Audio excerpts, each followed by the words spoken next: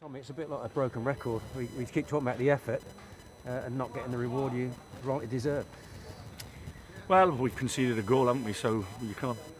And we only scored one. The frustration for me is we've had enough really good chances in that game and situations where we should have scored more goals. We should have been 2-0 up before we took the lead. And yes, the stats will tell you that Dagenham had more of the ball, which they're going to do. But the way we set up was spot on. I thought the lads to a man were excellent. Their commitment, their endeavour, their honesty. It's just that clinical finishing. And it's not strikers always. It's everybody in the side. We're getting that into the Pomo position, and the net didn't bulge, and it should have done. It's frustrating. I'm gutted for the lads, but in no way, shape or form am I disappointed in any way with their performance. They were absolutely outstanding to a man, and the town of Kings Lynn should be bloody proud of them, to be honest. I mean, the net did bulge when you got the lead, and it was great for Josh to get his first for the club. Yeah, I mean, we've been saying, I think we've looked, since he's come in particularly, we've looked a lot more dangerous because he's got a good knack of landing on the first contact at a set piece. And we work on them, we really do work on them. I think it was our third or fourth corner and we came close with the first two. So from that one, it's nice from a coaching point of view that something comes off, you know. So yeah, that was great. And like I said, I don't want to single anybody out because every one of them were brilliant today, they were excellent. And 8 minutes of extra time has come from somewhere I don't see. There was no stretches on there. We only made 2 substitutions. It was a disallowed goal. Other than that, I don't see where 8 minutes comes from.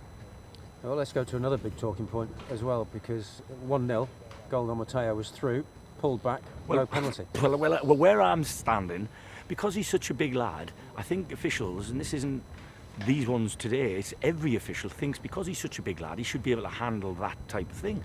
It's a foul. They've got a hold of him. He's running into the box to face the goalkeeper one-on-one, and he's fouled. There's only one result there. It's a penalty. Why it's not given, you have to ask the referee. I asked him after the game. He stuck a yellow card in my face. I didn't swear. I just said, why on earth did you not give the penalty? Just yellow carded me. So it's beyond me sometimes, and I can't speak about the officials, but there's 3 teams in every match, and there's always one that is below par, and there wasn't either of the teams on the pitch trying to play football today. Do you think sometimes with Gold as well, he's a bit too nice out there? He's not in the ref's ear enough? Yeah, I mean, listen, he's a mild-mannered fella. He's a big, gentle giant off the pitch, but I think we've got the best out of Goldie, and he was getting a lot of grief when I first come in for not scoring goals. Now he looks a threat. I think he's a great foil for anybody who's willing to go and support him. And he's an excellent defender as well, by the way. So from that point of view, is he too nice? Yeah, probably. But is that a bad thing? No. You probably want him to take your daughter home rather than, have a fight behind the pub on a Saturday night. So from that point of view, yes is the answer. But he's a great lad, and I think him, as well as a lot of the other ones, have adapted to the way we've asked them to play. And it's certainly benefited him. I think a lot of people who play against him now don't look forward to that. You frustrated them for such a long time, didn't you? Right into that time added on. Yeah, I mean, what plan was second half, just to try and hit them on the counter. The lads, because when you've got yourselves in the lead, it's very easy to sit back and back and back, and we could have changed earlier, but we didn't. We stayed with the formation that we started the game, because I did feel we were going to nick the ball and hit them on a counter, like we did, like we got Goldie into the box, and the decision didn't go for us, and that is massive. It's massive. No, we might miss the penalty, but we never know. But it's a pen. I just don't. I can't fathom why everybody, you're behind me further away, the referee is much closer than me, the fourth official's next to me, we all have the same angle of view. How on earth the man who counts doesn't give that as a penalty, I have no idea. And that didn't help the game either, did it? Because it got a bit tetchy out there at times. Well, but I understand that from our lads' point of view, because they've worked their socks off. And they've put their bodies on the line. They're at the end of a very tough season for themselves, and it's their livelihoods they're playing for, some of them. So I understand they get tetchy.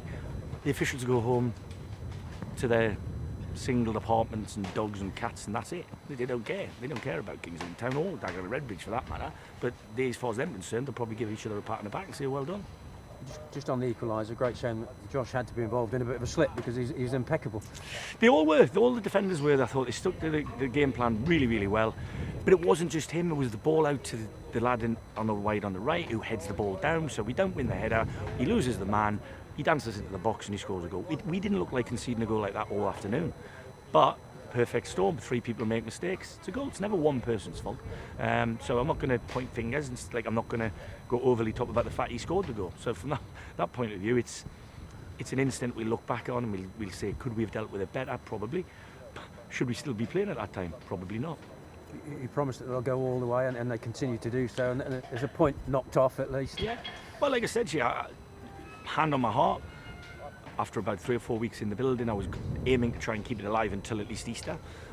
I genuinely believe we can take it all the way. I really do. I feel we'll be competitive in all 3 games, but if we win the next one, depending on what Aldershot do, obviously on Tuesday night, game on. Just on a couple of players, Michael Clunan obviously just passed 300 today. Ross Barrow's captain, I assume, because it was 100th. Yeah. It's great for the lads to reach milestones. Both of them have been really successful for Lynn. And I said to the skipper, do you mind if I give him the armband? He went, no, brilliant, that's good. Like I said, they're a smashing bunch of lads, and I so crave them to get over the line. They deserve it. From the position we were in when I got here to where we are now, playing another team that are right on the edge of the playoffs. You ask their gaffer, does he want to play us against next week? He'd probably say no, not really. So from that point of view, we're making a fight of it, and trust me, the biggest fight of the day is supposed to be at Wembley. It won't be. It'll be at Lynn next Saturday. So get them people out and get them to support us, because if we're still in it, we will be having a right good go. Just finally on Michael Clunan up top. I mean, he had a few chances. Yeah, I mean, probably people look. I mean, I just felt I had to keep it under wraps that Josh was. He's got a tweak in a muscle. Brett McGavin the same. Obviously, Harry Phipps is now back fit, but he couldn't play in this game. Cameron Hargreaves was suspended, so we were a little bit, I didn't want to have to use excuses if we were down to, the lads who started the game. It's weirdly enough, because there's some of them are 20, 21, 22. That's the most experience we have in the club. The bench were less experienced to that, and that's what I had to do. I wouldn't be right, and I had to fit 1 or 2 into possibly unusual slots. But I know people like Manash and Jonah will adapt for the cause, and that's fantastic. And the skip, we did a little bit of work on it yesterday when Josh pulled out, and the movement between him and Theo yesterday morning was superb, and it was excellent in the first 25 minutes. I thought he looked the most prominent person to score a goal, or at least get in and make a goal. But listen, it's a massive positive from my point of view in terms of nobody in there in yellow and blue of remotely thinking that this is finished.